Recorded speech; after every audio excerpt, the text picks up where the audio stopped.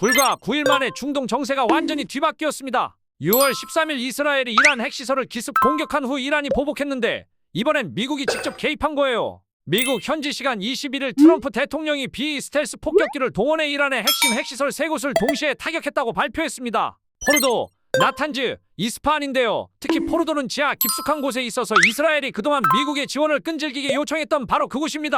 트럼프는 공습 직후 이란은 이제 이 전쟁을 끝내는 것에 동의해야 한다고 압박하면서도 현재로선 추가 공습 계획이 없고 정권 교체 계획도 없다는 의사를 전달했다고 합니다. 이건 하메네이에게 채찍과 당근을 동시에 주는 전략이죠. 그런데 하메네이는 자신이 암살될 경우에 대비해 후계자 3명을 지명했다고 뉴욕타임스가 보도했어요. 이란 혁명수비대 대변인은 미국 시민과 군인이 이제 합법적 표적이 됐다고 위협했지만 동시에 포르도 공격을 미리 예상해서 대피 조치가 완료됐다고 말하는 등 애매한 반응을 보이고 있습니다. 이종석 국정원장 후보자가 뒤늦게 방북 기록 자료를 제출했어요. 이 후보자는 원래 개인정보라며 방북 기록 제출을 완강히 거부했거든요. 통일부도 후보자가 동의하지 않아서 자료를 줄 수 없다고 했는데 언론에서 비협조적이라고 보도되자 하루 만에 태도를 바꿔서 급하게 13차례 방북 기록을 제출했어요. 자료를 보니 2003년 김대중 대통령 특사단 방북부터 시작해서 노무현 정부에서 9차례, 문재인 정부에서 4차례 등 총 13번 북한을 다녀왔다고 해요. 2018년에만 개성 연락사무소 개소식 평양 14 공동선언 기념행사 금강산 관광 20주년 행사에 참석했거든요. 야당에서는 이런 기록을 보며 대북관과 안보관을 검증하겠다고 벼르고 있는데 이 후보자는 북한을 객관적으로 연구했을 뿐 친북적이라는 평가에 절대 동의할 수 없다고 반박했어요. 13번이나 북한 갔던 사람이 친부가 아니라니 무슨 말인지 모르겠네요. 또 간첩법 개정 필요성을 강조하며 북한의 왜곡을 위한 간첩 행위는 제대로 처벌할 근거가 없다고 지적했는데 정작 본인은 도로교통법을 16번이나 위반해서 과태료를 냈다고 해요. 백햄 논란 기억나세요? 이번엔 원산지 허위 표시로 백종원의 더본코리아가 검찰에 넘겨졌습니다. 올해 초 백햄 가격 논란 이후 각종 의혹이 불거진 가운데 이번에는 원산지 표시법 위반이라는 더 심각한 문제가 터진 거예요. 국립농산물품질관리원이 지난 4일 더본코리아를 서울서부지검에 송치했습니다. 핵심은 소비자 기만이에요. 백종원의 백석된장은 전통 한식을 강조하며 국산처럼 팔았지만 실제로는 중국산 계량 메조와 수입산 대두가 들어있었거든요. 한신포차 낙지볶음도 국내산 마늘을 홍보했는데 중국산이었고요. 가장 심각한 건 덮치기예요. 광고에서는 국내산 다시마, 새우, 멸치 사용이라고 홍보했는데 정작 제품에는 새우가 베트남산이라고 표시되어 있었다는 거죠. 농가를 살린다던 백종원의 철학과는 정반대 행보네요. 현재 총 14건이 넘는 수사가 진행 중입니다. 지금 이란 최고 지도자 하메네이가 정말 심각한 위기로 보입니다. 그동안 미국과 이스라엘에 대한 보복 수위를 조절해 오던 이란이 더 이상 버티기 힘들다고 판단했거든요. 보유하고 있는 미사일 수가 제한적인 만큼 이스라엘 공격을 지속하기 힘든 상황이에요. 이란은 부인했지만 핵시설에 대한 미국의 폭격이 큰 효과가 있었을 가능성도 엿보이고요. 이스라엘은 지난해 7월 테헤란에서 하마스 최고 지도자 이스마일 하니에를 암살한 데 이어 이란군 수뇌부도 대거 제거했습니다. 내부 보안과 정부 통제에 완전히 실패한 거죠. 최고 지도자 하메네이의 권력 기반이 조금씩 흔들리고 있는 것도 관측되고 있어요. 근데 진짜 웃긴 게 이란 내부에서도 짧은 시간에 이런 지경에 이른 데 대해 당혹스러워하면서 정권에 대한 반감도 커지고 있다는 거예요. 정권 내부 기능이 제대로 작동하지 않고 있거든요. 이런 상황에서 민심 안정을 위해 온건 성향 인사를 전면에 내세우거나 최고 지도자의 권한을 축소하는 조치를 할 가능성이 있습니다. 신정 체제 붕괴를 막기 위해 아예 하메네이가 후계자에게 권력을 넘기는 방안도 점쳐지고 있어요. 160억 건이 하루아침에 털렸습니다. 이번엔 정말 심각한 수준이에요. 구글, 애플, 페이스북, 텔레그램 등 전 세계 주요 플랫폼의 사용자 로그인 정보가 대규모로 유출됐습니다. 사이버 보안 전문 매체 사이버뉴스가 올해 초부터 모니터링한 결과 30개의 초대형 데이터셋에서 각각 수천만 개에서 최대 35억 개까지 총 160억 건의 계정 정보를 발견했어요. 이게 심각한 게 160억 건이라는 숫자가 전 세계 인구의 약 2배거든요. 사실상 인터넷 사용자라면 누구나 한 개 이상은 털렸을 가능성이 높다는 얘기입니다. 이번 유출은 인포스틸러라는 정보 탈취 악성 코드가 사용자 컴퓨터에 몰래 침투해서 웹브라우저에 저장된 로그인 정보를 체계적으로 수집한 결과로 추정됩니다. 더 심각한 건 이 데이터들이 이미 다크웹에서 유통되고 있다는 점이에요. 전문가들은 모든 주요 계정의 비밀번호를 즉시 변경하고 2단계 인증 설정, 비밀번호 관리 도구 사용을 강력히 권고하고 있습니다. 17년째 계속되는 대북 강경책이 트럼프 2기에서도 이어집니다. 미국이 북한을 국가비상사태 대상으로 또다시 재지정했거든요. 현지 시간 23일 미 연방관보에 따르면 백악관이 1월 20일자로 작성한 통지문에서 2008년 조지 부시 행정부에서 시작된 행정명령 13466호로 선포된 북한 관련 국가비상사태를 1년간 더 지속한다고 발표했습니다. 백악관은 한반도에서 핵무기로 사용 가능한 핵분열 물질의 존재와 확산 위험, 북한 정부의 행동과 정책이 미국의 국가안보와 외교정책, 경제에 계속해서 특별하고 비상한 위협이 된다고 밝혔습니다. 사실 이 조치는 매년 6월에 만료되기 때문에 미국 대통령이 1976년 제정된 국가비상사태법에 따라 해마다 연장 여부를 결정해야 합니다. 이번 결정은 트럼프 2기 행정부 출범 후 처음 이뤄지는 대북 조치로 자산 동결 등 각종 대북 경제 제재의 법적 근거가 됩니다. 흥미로운 건 1기 때 김정은과 직접 만나 관계 개선을 시도했던 그 트럼프가 여전히 북한을 미국의 비상사태 수준의 위협을 가하는 존재로 본다는 점이에요. 영국이 2008년 이후 17년 만에 핵무기를 탑재할 수 있는 전투기를 도입한다는 폭탄 발표를 했어요. 키어 스타머 영국 총리가 네덜란드에서 열린 나토 정상회의에서 F-35A 전투기 12대를 구매한다고 밝혔거든요. 이번 결정은 러시아의 군사적 위협과 영국 본토 공격 가능성을 고려한 것으로 보입니다. 스타머 총리는 이를 한 세대 만에 가장 큰 핵태세 강화라고 강조했어요. F-35A는 미국 로키드 마틴이 제작하는 최신의 스텔스 전투기로 재래식 무기는 물론 핵탄두까지 장착 가능합니다. 영국이 이미 운용 중인 F-35B의 변형 모델이라고 하네요. 마르크 리터 나토 사무총장은 발표를 강력히 환영하며 나토에 대한 영국의 또 다른 강력한 기여라고 평가했습니다. 영국은 냉전 종식 이후 주로 잠수함 발사 탄도미사일로 핵 억지력을 유지해왔는데 이제 공중 플랫폼까지 확장해 다층 방어체계를 구축하겠다는 전략이에요. 유럽의 재무장과 나토 억지력 강화라는 큰 흐름 속에서 나온 결정으로 해석됩니다. 예스24의 거짓말이 또 들통났어요. 이번엔 해커한테 몰래 비트코인 줬다는 게 발각됐거든요.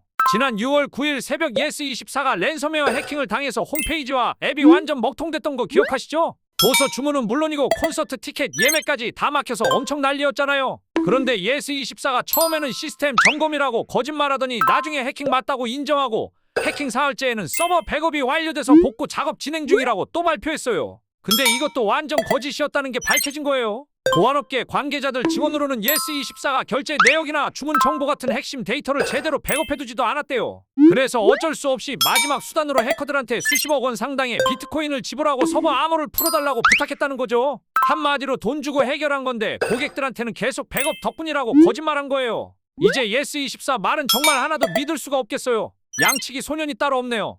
와, 이거 진짜 코미디 같은 상황이거든요. 한국GM이 작년에 1조 3,573억 원이라는 엄청난 영업이익 올렸는데 지금 노조랑 완전 전쟁 중이에요.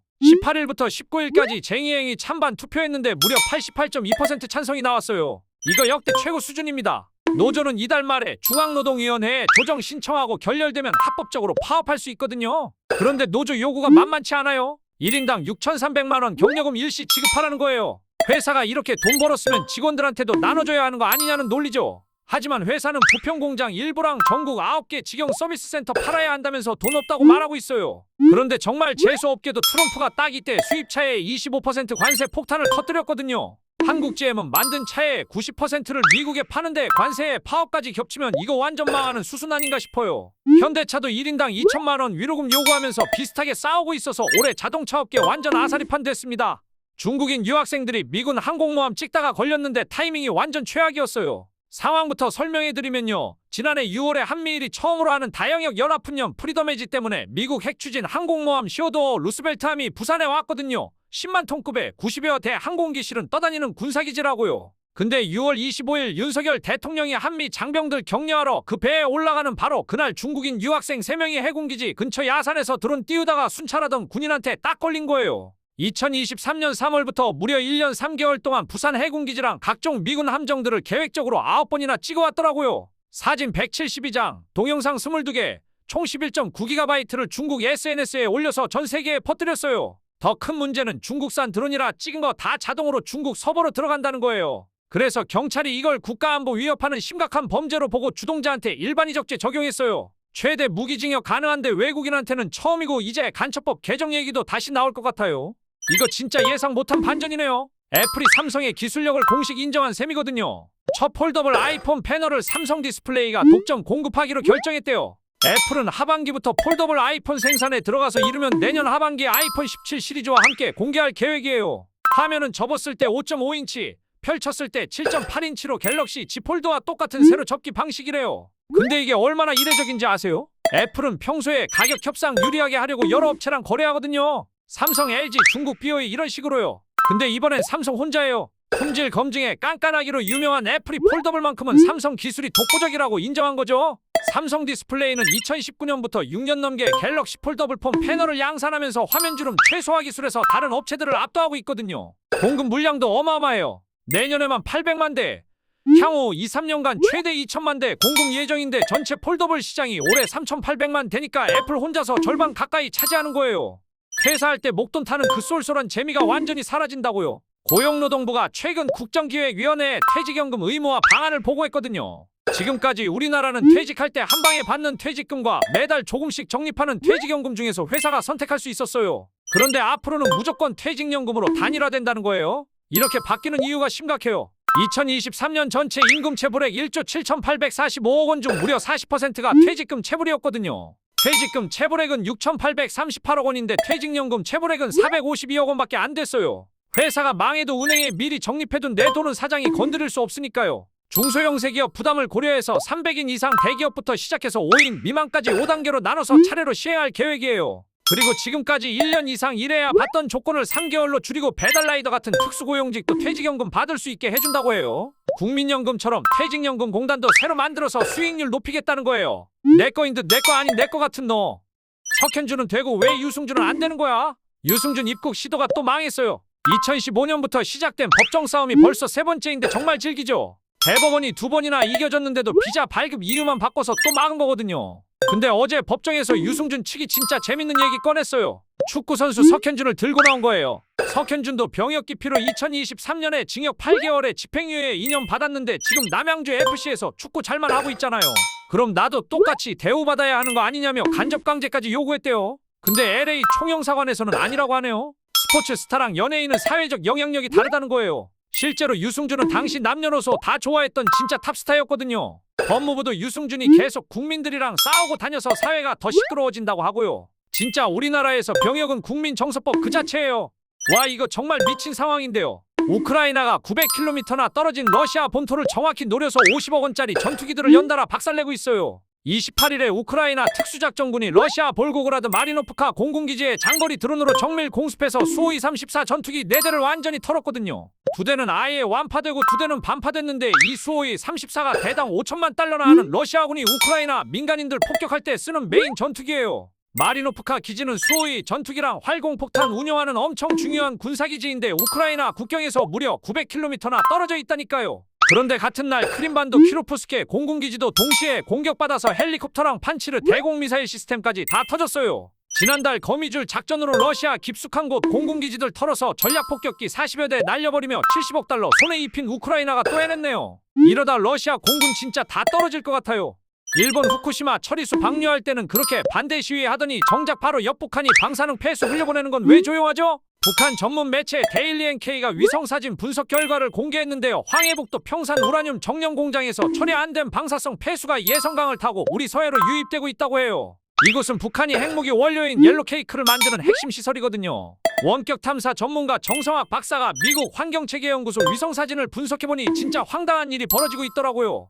2006년에 1.9헥타르였던 폐기물 더미가 2024년에는 16.6헥타르로 무려 8배나 불어났어요. 침전지가 완전 포화 상태가 된 거죠. 그래서 북한이 어떻게 했냐면요. 국제사회가 위성으로 다 지켜본다는 걸 뻔히 알면서도 2024년 하반기에 배수로 공사까지 새로 해서 오염수를 대놓고 소하천으로 방류하기 시작한 거예요. 이 물이 2km 흘러서 예성강과 만나고 강화만과 경기만을 거쳐 서해로 나가고 있습니다.